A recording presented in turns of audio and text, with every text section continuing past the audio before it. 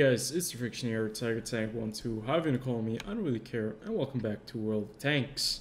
Today we're playing the IS-3-2, the Tier 9 Soviet double-barrel tank, and actually it is very, very much fun to play.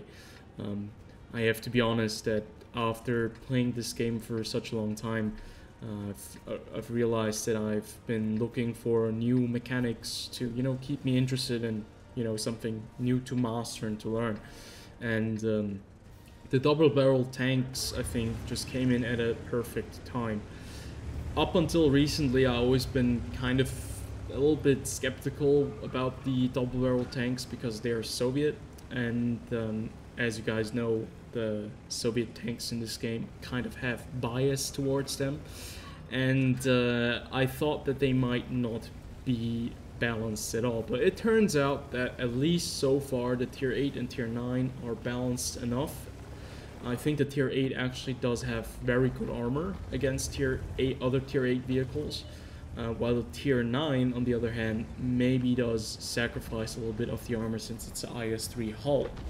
And since that is supposed to be still a Tier 8 hull, right, except for the gun. So I think in that balancing department, Wargaming did a decent job around this time. But without further ado, let's get right into the game. You can see we're already fully in the battle. There are 3 artillery pieces. This is a Tier 10 game. We're going up against IS-7s, Kranwagens, and we get the very first double barrel pump in there. 759 damage. Now at first, this is the fully upgraded tank, by the way. At first I thought I'm going to have like, I don't know, 130mm guns like the IS-7 at Tier 9. But luckily they did not go for that route, and they decided to stick with the 100 and I think 22mm guns that this tank does possess. And it certainly is a good choice. It allows you to, be competitive enough without being overpowered with 2 guns. But basically what I've noticed is that, unleashing like this kind of damage with both guns is not really worth it if you want to do the max amount of damage while you're playing this tank. Because it turns out that the max amount of damage that you can do is by always having 1 gun loaded. And that kind of allows you something that you cannot really do in a lot of other vehicles. You have a flexibility that it's kind of a luxury flexibility that you don't usually have on other vehicles. Because it's quite amazing when you can, just unleash another round at someone. It kind of is something that scares other people when you have like the same amount of alpha damage as some kind of tank destroyer. So right here you can see we've been fighting this little hill, this little ditch for a while now. It does not have the best gun depression. It is a Soviet tank, so that is no surprise right there. But with the 2 guns right here, we're going to be able to do quite a bit of damage if we can, maneuver smartly around. Right here I'm kind of trying to warn our AMX 50B from the T95 behind him. You can see this is a very skilled AMX 50B driver. He has 3 marks of excellence on a 50B, which is pretty mad because that thing is certainly not, at least when I played it, it was not good enough to get 2 marks on.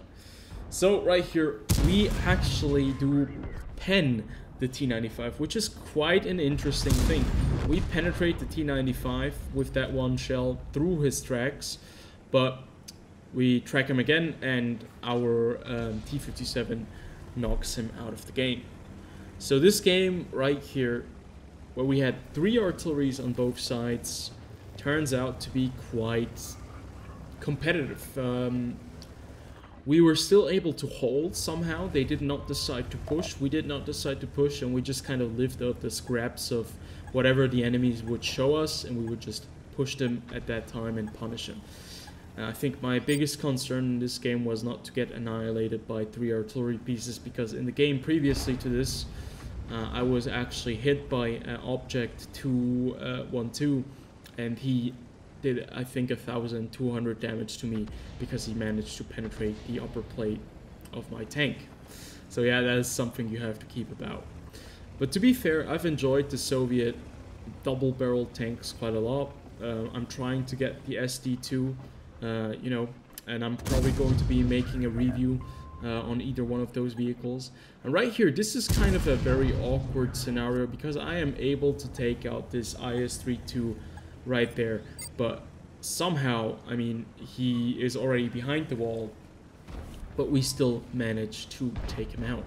Now that brings us to a total damage of 2,763. With the assisted damage that we did, we're at 4,278, and you can see that my team is now basically just cleaning up. So the decisive moment in this game was certainly when the enemy team started to become a little bit too aggressive here, because they had the manpower, and we were able to shut them off one by one. And I think that is the brilliancy, or the brilliant kind of play in World of Tanks, when you are able to manage to take out single tanks one by one, and they kind of don't really adjust to that. That's when you can be really decisive and very dangerous to the enemy team. So the game is about to wrap up. We're still going to get one more kill with the T92, and now we're looking for the Object 261. You can see the MX-50B right here. He's obviously looking for it. I think he's going to get smacked by it once more. 371. Obviously, that is artillery. That's how you know, how we know artillery. And yeah, that shows you just how crazy artillery is in this game. Yeah, I'm not a big fan of artillery. Got some very, very bad games just recently when I was trying to play certain tanks, and artillery is just not your friend. So this tank is very, very neat. I really enjoy it. I think it is well balanced at the moment, but I'd love to hear what you guys think of the IS-3 2. I'm going to be certainly playing this tank a lot more, and maybe I'm probably going to make a review later down the road, but I'll see when I'm going to be doing that. So I hope you guys did enjoy this video. If you did, as always, comment, like, and subscribe, and I'll see you guys on the next one.